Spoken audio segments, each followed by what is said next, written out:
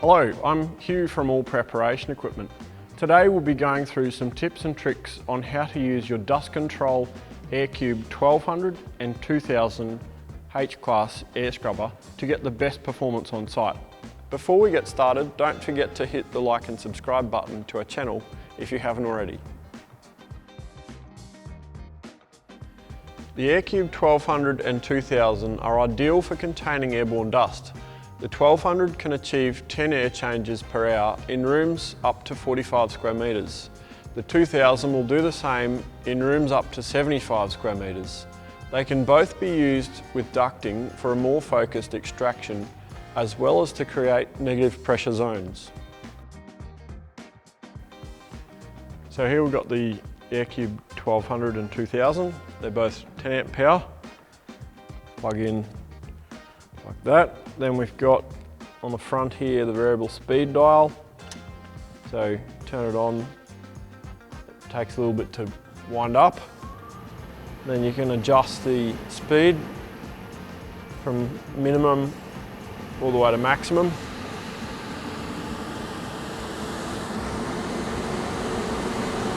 And this is the inlet where all the heavy dust comes, and then there's a HEPA filter past that, and then it's a clean air that comes out the top. So this is where you'd want to check. You can vacuum that down to clean it if it's visibly got dust on it. This is where you'd put the ducting on the front if you're going into to create negative pressure, or else you can put it on the top to blow it out, blow the clean air outside, depending on what the situation is on site. This front section you can remove when you replace the pre-filter.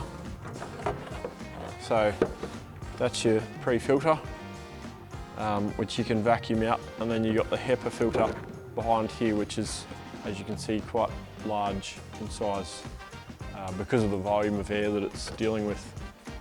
So that just sits back on with those 4 catches.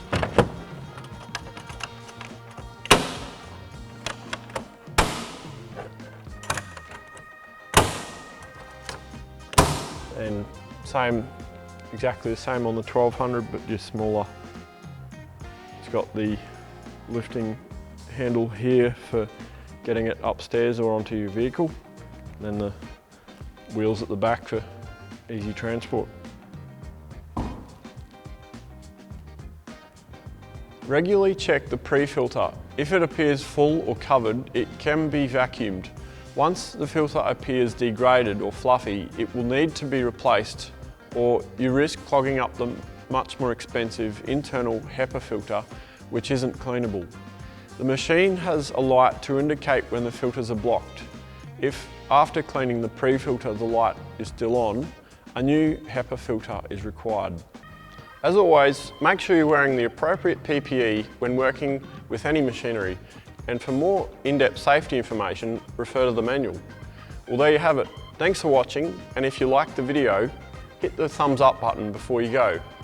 If you're interested in any of the gear we showed you today, call us on 1800 422 992. Catch you on the next one.